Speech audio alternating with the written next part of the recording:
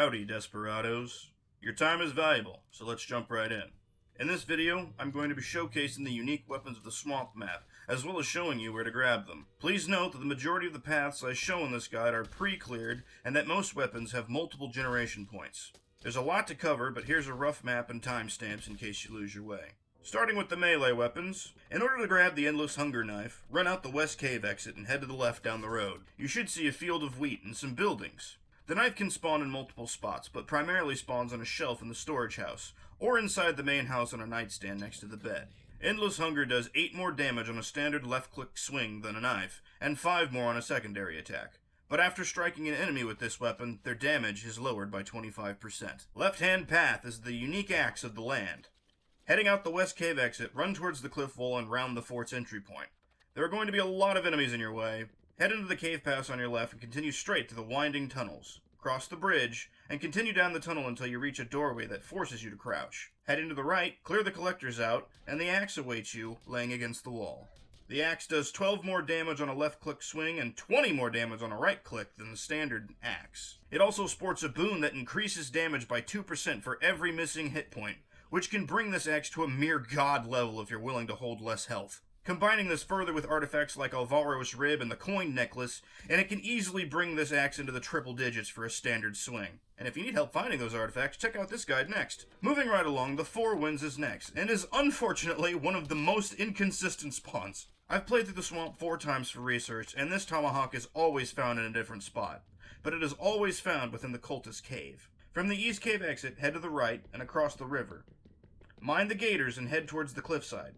Enter the cave, and the axe has a chance to spawn in this area here, but for me, it spawned deeper in the depths. Head into the cultist altar area and find the tunnel leading down, should be on your right. Continue straight, and then swing right into the makeshift stockade. The Four Winds, for this run at least, was awaiting for me on this box. Four Winds is the only unique weapon on the map that does less damage than the standard variant. However, this Tomahawk will always return and doesn't require ammunition. Besides, a headshot is a headshot. The Edge, a unique Saber, is next. From the west cave exit, head straight and follow the road into town. Head through the slum-ridden buildings till you reach the Golden Herring Ferry. Head to the top floor. The sword has a chance to spawn within the bridge on a crate. If it's not there, then it resides within the captain's quarters, which is the last door on the left when leaving the bridge. The Edge has a boon of plus 50% damage per hit, but each missed slice causes you to bleed. It deals 15 more damage on a left-click swing and 30 more damage on a right-click swing than its standard variant. And now we move on to the ranged weapons. Hedera is up first and can be found at the alligator farm. Head out the west exit and towards the road ahead. Head over to the sheltered bridge on your right and past the broken carriage. Continue down the road to the crossroads. Continue straight and onto the alligator farm. Hedera can spawn in multiple different spots, but I've found it in the upper office. You can also find this weapon on an overhang, or inside one of the shop counters. However, it will always spawn somewhere within the alligator farm. Hedera is a Winchester rifle that grants you a 10% sneak increase when inside a bush. It also does 12 more damage per shot than a standard Winchester, making it one of the only ranged weapons that can one-shot headshot most enemies on the swamp map, which is much needed. Bloody Hunt is next. From the west cave exit, head to the road and continue over the sheltered bridge. Go past the broken carriage, and at the crossroads, head left into the sawmill. The Bloody Hunt consistently spawns in one of 2 spots. Head up the ladder and over the sawmill blade to reach a ladder on your left. In this room on a corner box, you can find this bow. Alternatively, it can be found in the large red building's top floor within the rest zone on any of the boxes or this bench. The Bloody Hunt does 14 more damage than a hunting bow and grants a number of boons. Headshots do 25% more damage, the damage of the bow is increased by 10%, and like the left-hand path, grants 2% more damage per missing hit point. However, each missed shot deals 5 HP damage to you. Iron Thorn, the unique crossbow, can be found by leaving the north cave exit and heading straight through the river and fishery buildings. Continue straight and into more water ahead of you, over the island, and back over to the mainland. In the circle of stones, you can find a skeleton clutching this crossbow. Several wraiths guard the area due to the cure vial being found within the stone circle, so be careful. The Iron Thorn reloads 25% faster and does 4 more damage than a standard crossbow. From the spot you grab the Iron Thorn, whip around and head up the hill into the red building. There will be 2 Deathstalkers to face on your way up the hill, but inside the building in a chest you can find Emerald Eyes, a unique sawed-off shotgun. If Deathstalkers aren't your thing, instead head to the left and follow the cliffside to an abandoned mine shaft on your right. Cultists stand in your way, but after following the tunnel, there'll be a small passage to crawl through on your left. Go through and up the ladder, and you can get to the chest. Emerald Eyes gives 25% better shot prices and a 15% faster reload. However, if equipped, you cannot equip it until death or you drink a purple revive potion.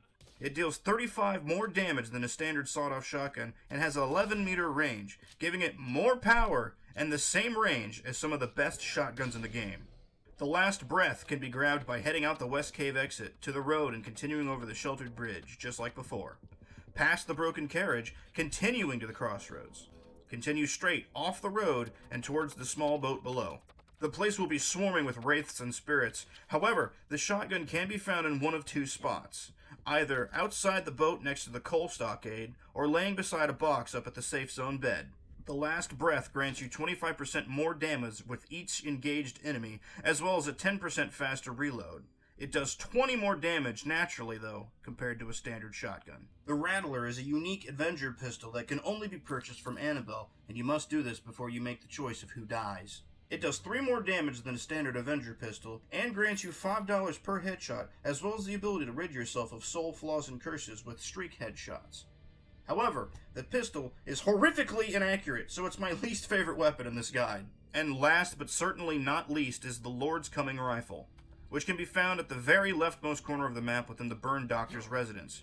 It is quite a long run, so instead, head to the fort, and from the gallows, turn around, and on the right you'll see an officer's quarters. Hidden on top of a bookshelf is a black raven skull. I recommend you have a normal green teleporting skull, and use the teleport function of the black raven skull. You'll find yourself within the ruins of the doctor's office. After some platforming up to the second floor, you'll find this rifle laying on the floor. Now either deal with the 3 Deathstalkers with your new gun, or teleport away. The Lord's Coming Rifle is a unique buffalo rifle that causes cultists to not attack on their own, making fights around them a little less tricky. The rifle also does 10 more damage than the standard buffalo rifle. Plus, it's always fun to watch the cultists prostrate themselves in front of you. There you have it! All the unique weapons of the swamp map. I have other guides as well for the swamp map, as well as more for the canyon, so be sure to check them out. Thanks so much for watching. Happy hunting.